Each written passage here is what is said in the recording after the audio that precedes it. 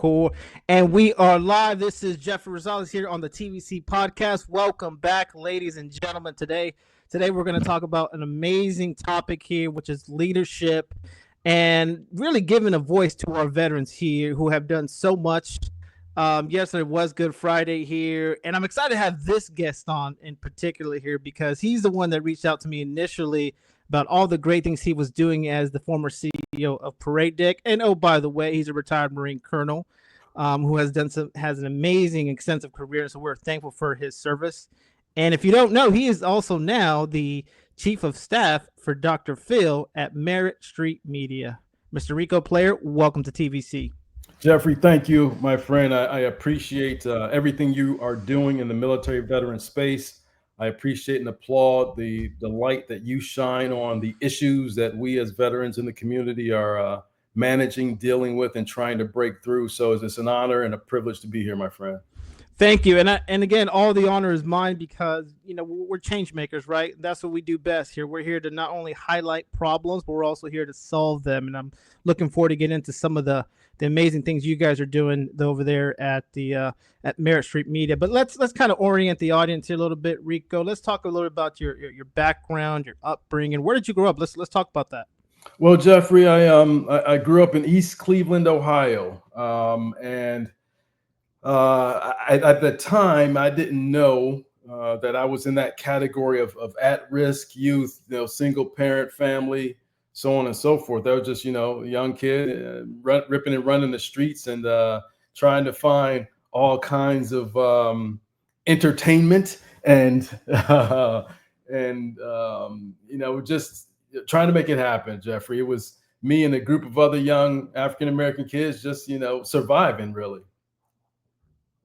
I hear you, Riccoh, because I for one am just grateful that for some things happened the right way, so I don't got stuck in that entertainment space. Because coming from Fresno, it's a very small farm town. There's only a few options to do that, and one of those is working at McDonald's. I said I'm not going to work at McDonald's. I'm going to join the military. So that was kind of my whole thing. And so, did you play any sports? Did you volunteer a lot? Like, what were some of the things that you did in East Cleveland, Ohio? So Jeffrey, I was grinding. I was trying to find a way to make a way, and we did not have a whole lot of resources. My mother did, may she rest in peace. My mother did the best she could with the few resources she had. I went out for the football team, and unfortunately, my mother couldn't pay the fees in order for me to participate. Went out for baseball, was the same thing. So I started working a job and saving my money, and I was able to purchase a pair of running shoes. And with those savings, I purchased running shoes. I went out for the cross country team. And then I also was very interested in theater. And I joined the forensics team. I joined the theater, and that's where I kind of found my voice and found a place where it was economically viable, and I was able to fit in, and I started to excel at theater and debate. Ran cross country to be that well-rounded person. I was awful. I came in dead last in almost every run, but I was out there. I liked it because I was in solitude and just running, And the coach, bless his heart, he did the best he could, but he was one of those teachers, I think, who was just getting the extra bucks for doing another activity and got us out there. But it taught me, Jeffrey, to bloom where planted and, find a way to make a way. If there's some good out there, find it, dig in, and do your best. And the good was in theater and in public speaking. And that's where I started to excel. And you certainly have a knack for it, because that's one of the reasons how we met. But I'm so glad that some of those activities in public school or education in general can have a way to really give students and the youth an opportunity to discover themselves. And it sounds like that was that opportunity was for you. Now, did you go straight to college, or what were like some of your things before you joined the service? Now, Jeffrey, in that high school environment, I had some people there who saw the potential that I had, and they invested in me, vectoring me into sticking with education. And in that education piece, I applied to almost all the schools in the state of Ohio for college. And the guidance counselor, Carol Keskey was her name. And she said, "Hey, have you heard about Ithaca?" And I was like, "What is that? Is that even on this planet?" But Ithaca College was focused on my category, at-risk youth, giving them an opportunity to go outside their comfort zone. And I wanted to enlist in the Marine Corps right out of high school. My mother told me, said, "Hey, if someone is willing to pay for you to go to school and get your education, go get that education."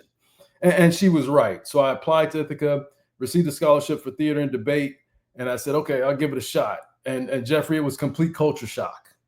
Okay. Ithaca, predominantly white school, predominantly, I would say 50-60% Jewish school. So it was a whole new environment for me. But I figured it out. I was going to say, I fit right in the sense that we were all, just college kids going after education. So being Black really wasn't an issue. I didn't face any racism, no overt racism anyway. Had a few issues in the theater department where I do an audition and then they would say, "Well, you could be a butler or a chauffeur," or I was like, "Wait a minute, what is this?" So when those things were thrown my way, I started writing my own and directing my own theater productions. So, Jeffrey, that find a way to make a way. Don't settle on the adversity that's being thrown your way. You can use it as a millstone, hang it around your neck, or stomp on it and use it as a stepping stone and get to your next mission. That's very powerful right here. For some reason, what you reminded me, your story reminds me a little bit of Adam Driver. For those of you who don't know, he's a fellow Marine. And he talked about, there's a very powerful TED Talk where he talks about his experience and how he applied once, but then he didn't get in. And then he went to the Marine Corps. And then he learned some skills in the Marine Corps. And people thought like, hold on, wait, you went back to Juilliard, you got in this time and you were successful. It's like, I think those are some really good initial steps for you, because you certainly, like I said, have a knack for it. You're very talented. So you took that theater and art experience. So I'm curious how you made the leap from that, Riccoh, to the Marine Corps, right? Again, Adam Driver experience. Like I'm trying to connect the pieces here. Were there as a mentor, was there an advisor, was there someone there? Was there an early Adam Driver there at Ithaca where you're like, okay, yeah, this is why I want to go into the Corps? That's fair, and we'll bridge back to Adam Driver if it pops up later on during this.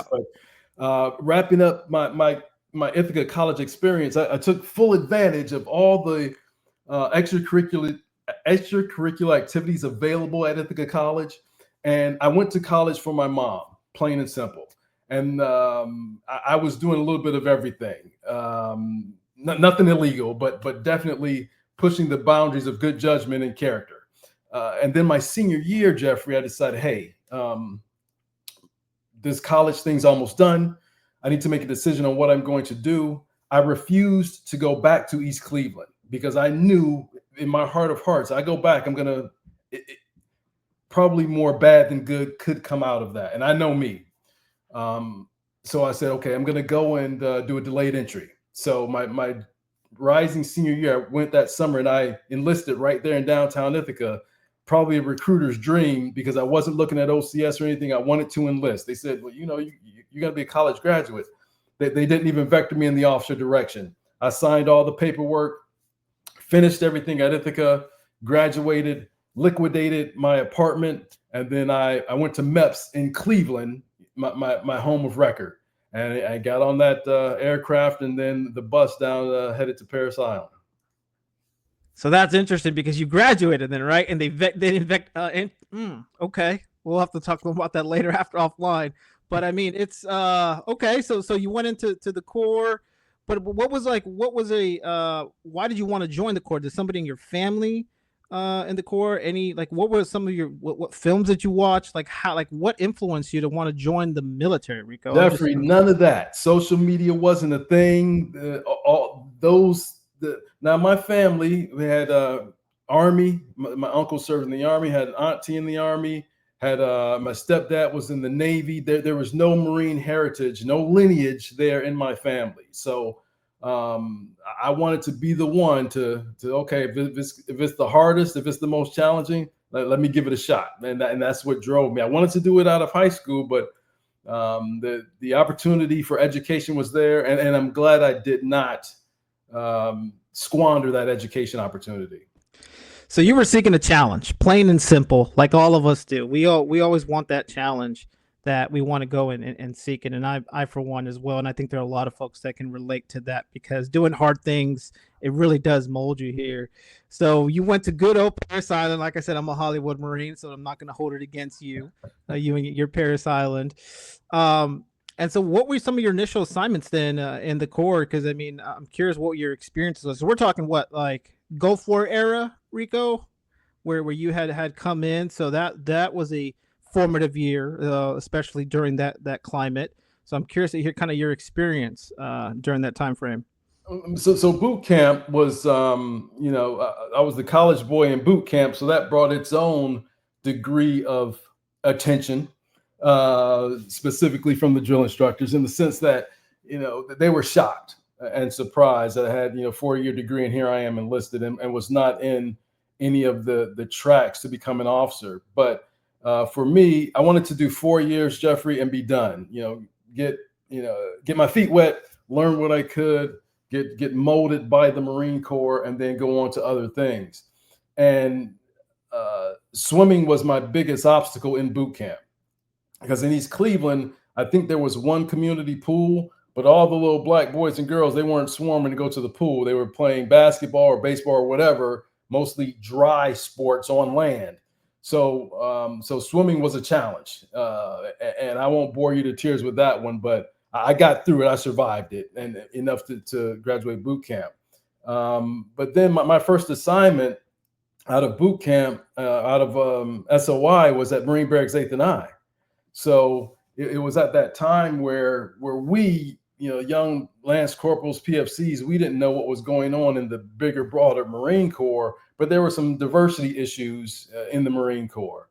And there were maybe about, I'd say 15 or 20 of us that went from Camp Geiger straight to Marine Barracks 8th and I, and learned how to slide and glide, learned how to make a rack, learned how to present a wall locker to an eighth of an inch of fine-tuned detail. And Jeffrey, it was a tremendous experience. But while there, things were percolating in the Middle East, and General Gray, Commandant Gray, rest his soul, he took all the expert shooters out of the barracks, and we formed a detachment, and we attached to 2nd Marine Division, and we were there as the rear security for General Keyes. And we did lots of patrolling, and we saw some, now looking back, it was, incoming rounds on the perimeter, and we were doing our job, executing lawful orders as directed. Just some young, hard-charging Lance Corporals and PFCs out there, learning what it means to be forward deployed at the tip of the spear. That's very powerful. And we had another Marine who's a mayor of Jonesboro, Louisiana, who also talks highly of General Al Gray as well. And I think there were some really formative moments. Was there anything you learned in particularly out of those experiences about yourself and your development, and what were kind of how did that shape you to make your next decisions in your career? Jeffrey, I think one thing I liked about Al Gray, General Gray, Commandant Gray, is that, living there at the barracks, we all went to the same barbershop, and we would often see him as we're standing outside, just kind of shooting it before your number is called to go into the barbershop. And whenever he would come around, he was genuinely interested in us as Marines and as men, and would just, shoot the breeze before he would go in, because of course he goes to the front of the line. But he'd make it he would walk down the passageway and greet all of us, ask how we're doing, how's the family. And I think that taught me, Jeffrey, that, no matter how high you try to excel in rank, always remember where you came from, stay rooted, and hey, we're all people. Treat everyone the way you would like to be treated, and look out for one another. And I think that was instilled in me at the barracks, especially because it was high visibility. We do something not just on the parade deck, but if we do something out in town, it's front page above the fold when that used to mean something. Now it's all viral, and folks are chasing it on the gram. But General Commandant Gray taught, to take care of each other, stay humble, no matter how many stars or whatever the rank is on your collar, and look out for your fellow Marine. I think that's a phenomenal leadership trait in itself. And for those of you that are in the service or you're in the commercial private world, there's a lot of retention issues. If you want to retain your talent and your team, get to know them. Sometimes people go straight to business, and that it could be appropriate for certain levels or certain environments. But if you want to retain talent, you want to recruit talent, you have to lead by example here. And I know the Marine Corps instills in that a lot. And so that's what I admire about the Marine Corps and yourself as well. Like I said, you reached out to me, and I'm very grateful and I'm very humbled by that. And I'm grateful just to be able to have this conversation with you, Riccoh. So I appreciate and kudos to you on that. Well, Jeffrey, thank you. And like I said, when I was at Parade Deck, I mean, a startup is a startup, and we'll get to the Merit Street media portion of that. But in a startup, everybody does everything. We do windows, we sweep, we make calls, just grinding to get to the next mission, the next, make all the payroll. It's just, you learn so much at such a rapid pace compared to the military, where you and I, Jeffrey, could sit down and say, we're going to repave the Parade Deck, put new blacktop out there. You and I hammer it out. We submit it. The next team that comes in actually gets to execute. In the business world is a lot faster than that. And that's one thing that stands out as I've gone from being in uniform, retiring, and then transitioning through entrepreneurship. And I do want to get into the entrepreneurship part a little bit. So, towards, I guess, in your service, at what point did you decide I want to, be a lifer? I want to stay in and go the officer route, because I think that's a really important thing that we need more folks. I always love Mustangs. I think Mustangs are some of the best leaders that I have had the privilege of serving with. Oh, Jeffrey, it was after Desert Shield, Desert Storm. We returned, and once again, it was senior leadership providing a recommendation. Say, hey, player, you've done a good job. You had a successful tour. You should consider, since you have your degree, applying for the officer program. And since I already had my degree, it wasn't MECEP, it would be ECP, the Enlisted Commissioning Program. And in my mind, I'm a simple guy, Jeffrey. So, okay, roger that. It's paper. I'll hammer it out and submit it. And lo and behold, by God's grace, hey, I got the nod. And it's ironic because I just earned my good conduct medal, and I really, really, really wanted to go to jump school. And it was either jump school or get on the bus to go to Quantico. I got on the bus and headed to Quantico.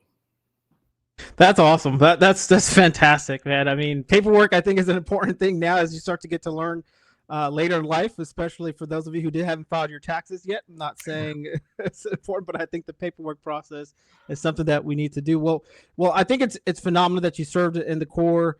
What was your transition? Let's kind of pivot a little bit to after the Corps here, because I think this is where a lot of folks can get stuck or get held up as you're starting to formulate a new identity, which it is a challenge, but there's some things I think we should carry with us that we those leaderships, because they served in the service. But what, in your perspective, what were some of those things that you learned as you started to become a civilian again? Jeffrey, in full disclosure, I was not fully prepared for the transition. So in my mind, I wanted to, I wanted to become a brigadier general. Okay.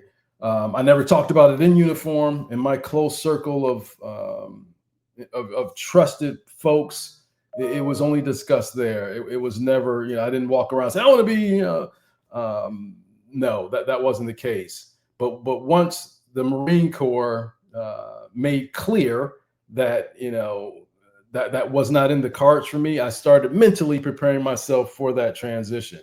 And I still didn't have enough time. I didn't have enough time in the sense that I received the letter saying, hey, thank you for your service. Your retirement date is X. Now what? Now how do I start planning? I went to all the classes, the transition assistance classes, and attended as many seminars as possible. And Jeffrey, I just did not have enough runway. Hindsight's always 100%. Looking back, I would have started, years before transitioning.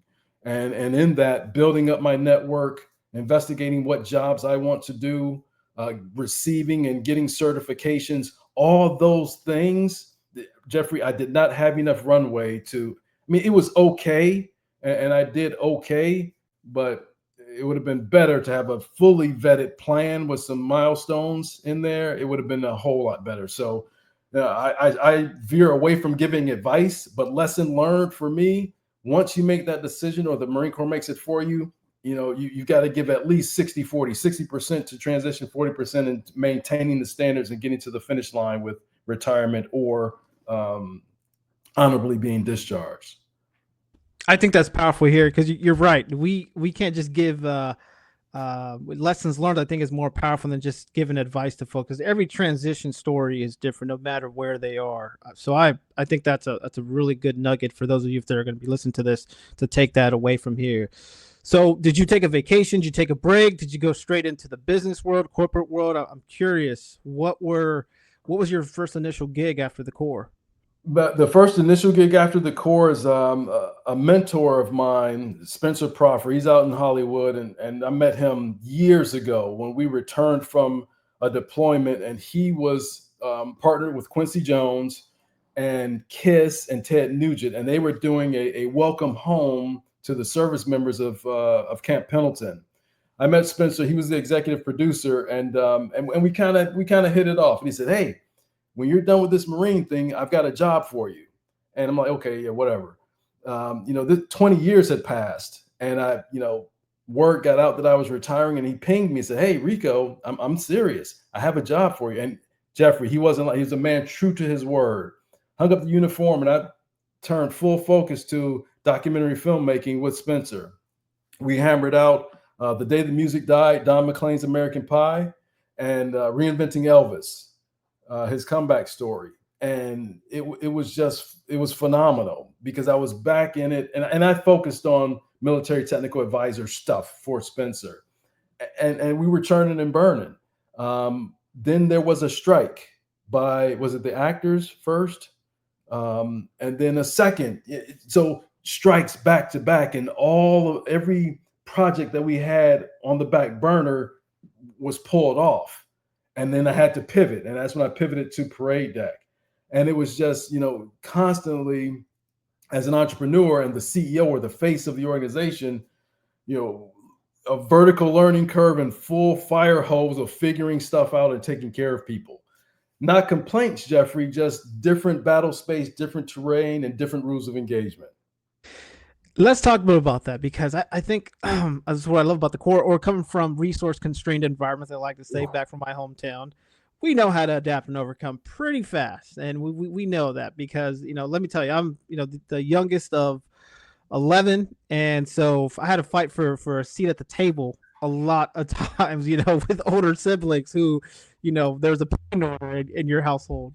But I want to talk about the leadership aspect because, Secretary Ray Mabus said, and this is nothing against other services, but he had said in a conference that a lot of the Fortune 500 CEOs, about 100 of them or so, were Marines, and a lot of them were on the enlisted side. And so you went from project to project in Hollywood, navigating it, learning, dealing with folks, knowing what the mission is, and then pivoting to the CEO, which I think you did a phenomenal job. Did you feel you were prepared based on your upbringing, based on the Corps, based on what you went through in Hollywood to take on the reins? Because I think every Marine that's listening are exceptional leaders, not just in the business world, but also in politics, in the community here. And I think, like I said, you did a phenomenal job here, but I'd love to get your take on that. Well, Jeffrey, you're very kind, and I appreciate your support and giving me some flowers. I appreciate that. And I think what I learned in the Marine Corps is very fundamental. We take the best attributes from our leaders. We take the worst from them and note it and put it off to the side, but we take the best and we emulate that. And I think what I learned is similar to what Steve Jobs learned as an entrepreneur, that if you take a principle from any discipline or any area and put it into another arena, it should still stand firm.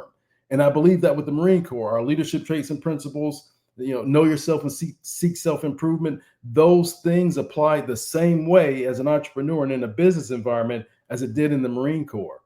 And And I wrote a book while I was on active duty, one as a lesson to my children, in the sense that, hey, you put your mind to something, get it knocked out, and everybody talks about writing a book, especially in the public affairs community. I don't think they call it public affairs anymore, and I won't say what they call it now, but that's a whole nother story. But you think of a book, you think of War and Peace, this big and a million words in there. Or you could think of, the shortest story ever told by Hemingway, For Sale, Baby Shoes, Never Worn. Powerful, so pick somewhere in there, put a mark on the wall and get it done. So I wrote my book while in command, my 06, my colonel command. And I did it because I always walked around, and I'll find it, with a green monster. It's green under here. I've got leather on the outside, but most Marines walk around with a book like this, and just the brain book is what I call it. So I wrote off the record, and I did it on purpose so that you could put it in there and it's with you all the time. So when I would walk around the command and see folks on duty, I'd always ask them, hey, what's the last book you read? And Air Force don't get pissy, okay? But if they give me an Air Force salute, I don't know, I give them a book instead of a coin. Because I felt that, that knowledge, taking nothing away from coins or commanders who give coin, the POTUS gives coin. Everybody has a coin, no problem. That just didn't work for me. And for me, I wanted to, I knew it was my last shot. I knew it was my last command. And I wanted to instill in that, with the Marines and civilians that served with me, that little bit of knowledge, some of the lessons learned from me. And I think the Marines and the ones who received it, civilians as well, really appreciated it. And I had probably the most civilians aboard Parris, because I was the headquarters and support battalion, headquarters and service battalion commanding officer at Parris Island. I was the mayor, and Brigadier General Nethercott, she was the governor aboard that base. So it worked out well. Long answer. Sorry to ramble around like that, but I gave it all to you, Jeffrey.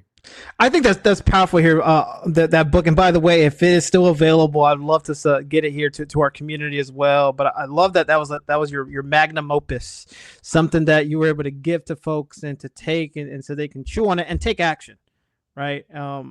Actually, and I have to admit, right, I never read any books before the Marine Corps, and the Marine Corps just drills into you all this knowledge. But my thirst and my love for books started growing, because then I had other folks, at the barracks. I'm like, you're reading a book. I'm like, maybe I should read a book too. I mean, I want to catch up. I want to know what you're reading, because so I can make sure I'm staying up to date with all this knowledge, because knowledge goes obsolete. But I think it's very powerful that you're able to give that, your lessons learned. And you said you wrote it for initially for your children to something to pass off to them. So, and I won't name drop the officers that were involved, but it was a bet among public affairs officers, because I consider myself a man of action, Jeffrey, and public affairs officers love to wax philosophic about how wonderful they are, and the ultimate achievement is to write a book. So a few of us got together, we put money into a hat and said, hey, you've got this weekend to get it done. Stop talking trash and get it done. We put the money in there. Clock started ticking on Thursday evening. So you had Thursday, Friday, Saturday, Sunday, finished product, self-published by Monday. And Riccoh Player was the victor. That was off the record, Public Affairs Officer's Guide to Military Ground Rules. And if I could do it all over again, it'd be a much different journey. But the lesson for my children is, hey, put a goal out there, stay focused, get it done. Whether you win or lose is irrelevant. It's the journey and what you learn along that journey. That was the lesson to my children. And then they get the finished product also. That is awesome. So you already had an entrepreneurial bug from just an early start already. I mean, the fact that you did that during the service says a lot about that. So now let's talk about your CEO stint at Parade Deck. And by the way, and for those who don't know, I call it the Spotify for military podcasters and influencers, because that's how I usually sell it to folks. But what I like about it, and the reason why we connected, is because we're here about giving a voice to veterans and to their families and to people in general, because to your point earlier, Riccoh, sometimes those folks don't have visibility, right? A couple months ago, I had on the daughter of Roy Benavides, the actual Rambo of America. Yeah, Roy Medal of Benavides. Honor. Yeah, Medal of Honor recipient, and a lot of folks don't know who he is. And for some reason, Hollywood. I mean, you know Hollywood, but they have a different guy on there, and they call him Rambo. And I'm like, hold on. There's a guy named Roy Benavides, right? Reminds me of the David and Goliath story, right? Came back from the dead. And so these are the folks that I think is so important for, like, to your point about your children, is passing off these stories to our children so they can learn, so they can see themselves, Riccoh, as well, right? Because people are going to be looking to you when they listen to this podcast and saying, I want to be a Riccoh player. Well, Jeffrey, I was honored to lead at paradedeck.com at a very critical time for the organization. And, entrepreneurship is not for the meek. If you like ramen, then you're going to love being an entrepreneur. If you have taken a vow of doggone poverty, entrepreneurship is for you. It's not glamorous. Once you're grinding and things get to flowing the way you've envisioned them to, is fantastic. But that number one plays the go-to for ID Me certified change makers in our military space. Podcasters, influencers, content creators. That's what Parade Deck is all about. And with the tech founder Andrew Appleton, who you had on here as well. He's an absolute visionary, and wanting to provide a space where we can hone our craft, where we can be safe in exploring and discussing issues, and where we galvanize, we can go to the Hill and make policy change, because that's where the real power is. And the breakthroughs that we made with the American Legion, with the VFW, with the DAV, all tremendous. Because it's real easy to get distracted by whatever the next hot issue is in the VA community. But where I think Parade Deck makes a difference is that galvanizing of all our voices under one flag, no pun intended. So I learned that you have to pace yourself. You have to get used to hearing no, can't do it, for whether it's money or manpower or personnel or whatever. But I wouldn't give it back for anything. It was tremendous, made significant gains. And even now, I'm still an ambassador for Parade Deck. And whenever possible, I carry the Parade Deck banner and vector resources and ideas and personnel to the space. I love it. And what screams to me is impact here. Like projects that I have been on or ventures that I have been on, where you see a problem and you see the impact that it can do for people. It can help them. It can change the way they think. It can change the way their money moves. It can change the way that they think about and see people on the screen. Like, I've been part of certain projects, and what I love about it is just that impact, that end goal that family has. Better opportunity here, right? I got small business owners in my family. My sister, my brother-in-law own a construction company. My cousin owns a restaurant, immigrant, by the way. And so they went through some challenges during the pandemic, and they're going through it now as we're seeing out in the space. But would they trade it in for a job? Absolutely not, because it is a pillar for their family. They know how crucial it is for the family and also for their community here. So I think being a part of these startups and the startup world is there's something a lot to learn about yourself. And yes, I concur with that. If you come from a resource trained environment like we do, there's that's already entrepreneurship 101, right? You learn how to figure it out. You learn how to adapt.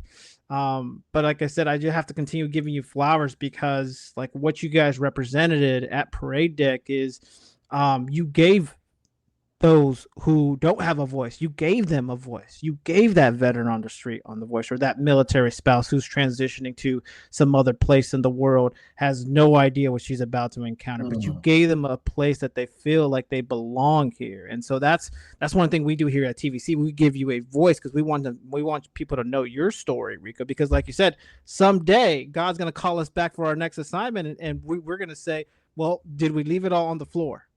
Did we do it? And so those are the things I think it's very powerful. So you did great at Parade Deck, and now you're doing something That's phenomenal as well. For those who don't know who Dr. Phil is, please look him up. I don't think I need to make any introduction on who he is, but Riccoh now is his chief of staff. So how did that happen? I'm sure because you're in the entertainment space, there might have been some synergies, or at least in the networks you're around. Without question. And you highlighted it, Jeffrey. It's the network. So when I hung up the uniform, I was doing the documentary film work with Spencer, and I was still doing auditions at the same time.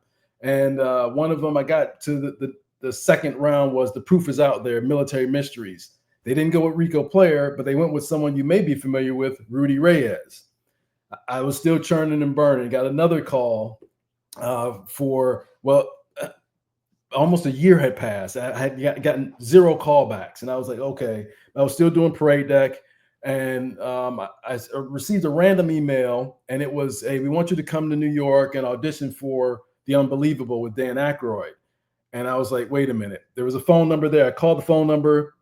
It didn't work. So I shot him an email back, said, hey, this is great. Thank you. I know you're an African prince. I know you need $1 million. You're not going to get it from me. Hit send. 3 minutes later, they call and say, hey, this is not a joke. We'd like you to come out and read for Dan Aykroyd's The Unbelievable. Flew out to New York, did the audition. They liked what I was doing. I read for the season. At the same time, I'm doing other interviews, and I interviewed with Cheryl Cross. She runs, and I have to look it up because I don't want to mess it up, the Military to Civilian Career Transition Power Hour, number 21. I was on there with Cheryl. We chopped it up. It was phenomenal. Great American. And Cheryl was doing other interviews, and she interviewed Greg Hartley, who runs the behavior panel. So Greg is friends and does business with Dr. Phil. And Greg was aware of Dr. Phil building the network, Merritt Street Media, in Fort Worth. And he wanted a specific person. He wanted military background, a male, able to travel, able to relocate, and an Emmy winner. It's like, whoa, wait a minute. Cheryl said, I may have that guy. Cheryl hooked me up with Greg. Greg did an interview, and then I got the call saying, hey, Dr. Phil would like for you to come up and check out the facility and see what's within the realm of the possible. So, Jeffrey, that was like on a Wednesday. I visited the facility through the weekend, came back on a Tuesday, watched the taping of a show, and I had the offer that Friday, and my butt was in the seat the following Monday. So it was, at God's speed that everything unfolded. But I unpack all of that, Jeffrey, to talk about the networking and the importance of networking in our military veteran community. So yes, perfect. Adaptable, someone that can easily relocate, someone that can go ahead and take charge. That's definitely a Marine, and that was definitely you. So yeah, I'm glad that worked out. So tell me a little bit about Merritt Street Media. What are some of your guys' what's your vision and mission? What are your goals? What are you guys looking to achieve? Like you, disrupt.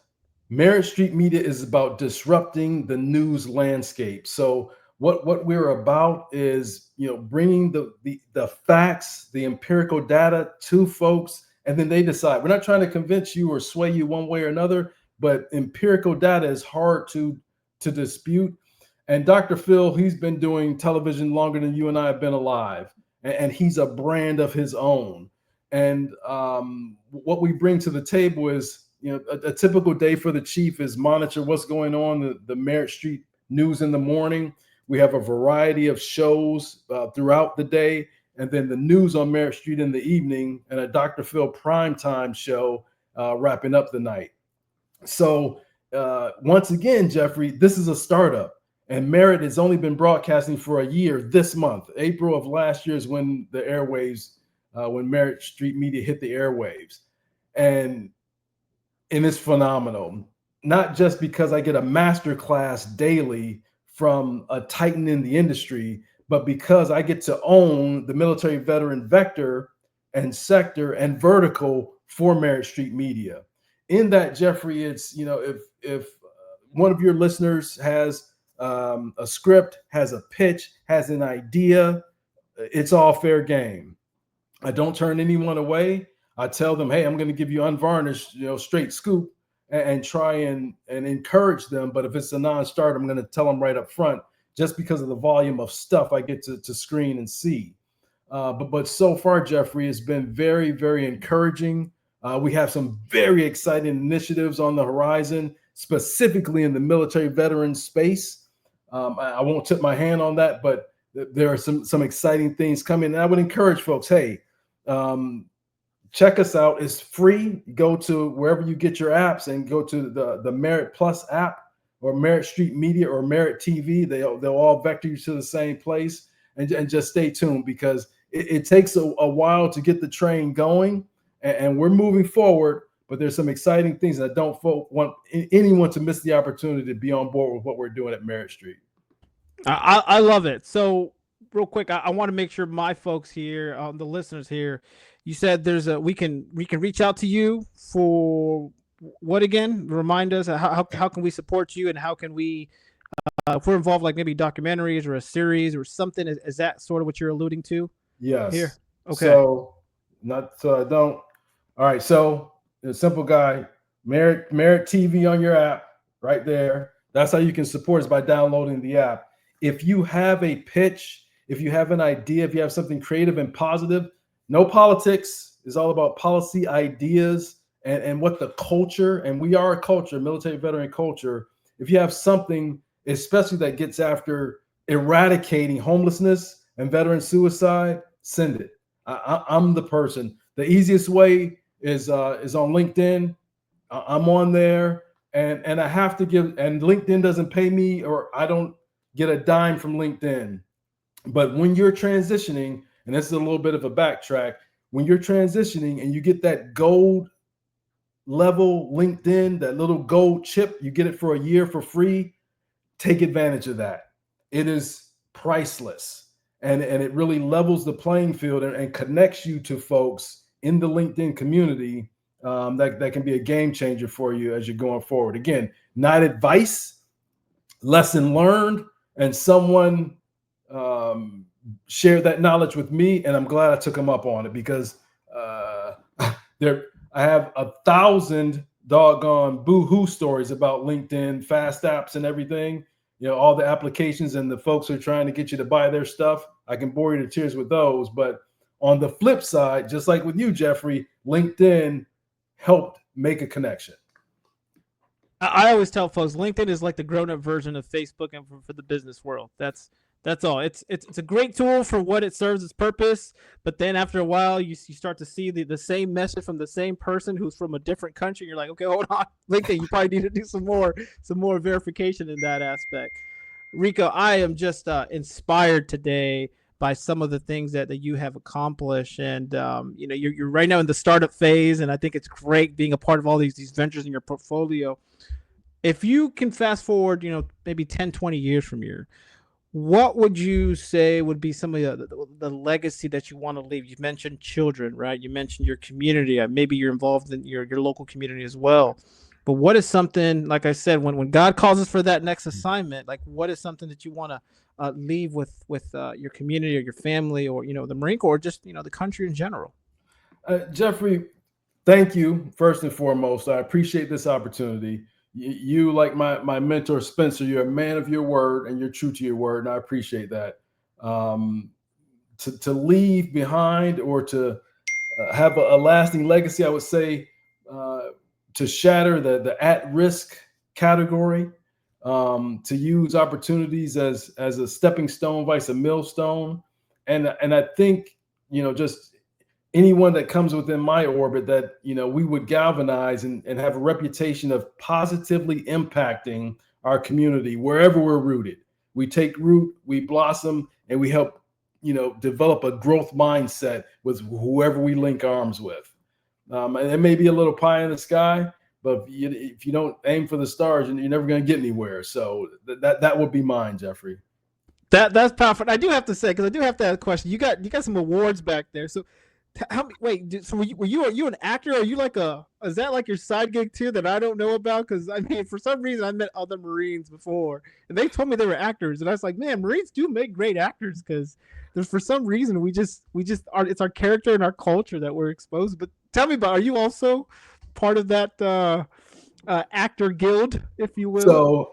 So I have my SAG card, is not current, but the awards, the Emmy Award is for the 2019 Marine Corps birthday message. Okay. That's when I was on active duty, and my active duty mentor, Rick Robinson, phenomenal videographer, cinematographer, director of photography. Rick Robinson is the bomb, but we don't have enough time to unpack that. But that was for the birthday message.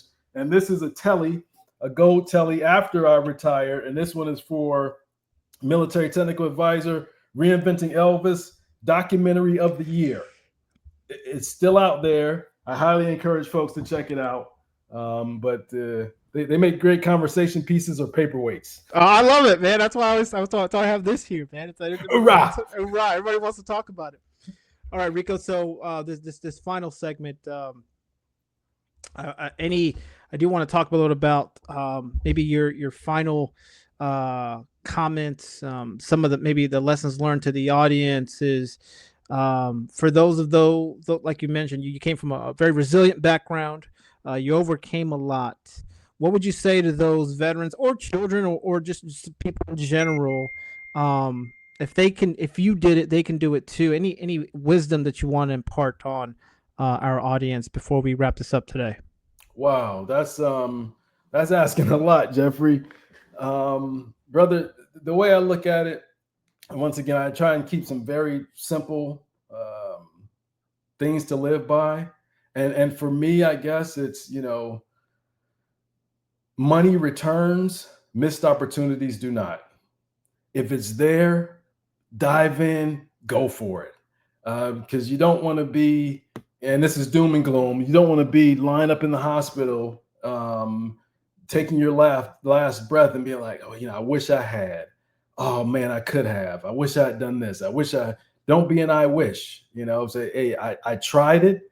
It worked or it didn't. And now you have that experience. But, the money and there's, chasing the money is one thing that, once again, Jeffrey, that's a whole nother issue.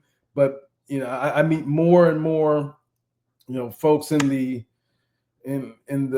business scenarios, business circles, folks who are doing great things and making plenty of money, and they still regret not fulfilling what they could have while on active duty, not raising their right hand and taking the oath to protect the Constitution at all, or just, feeling a void in their life because they could have served and they didn't. They missed that opportunity.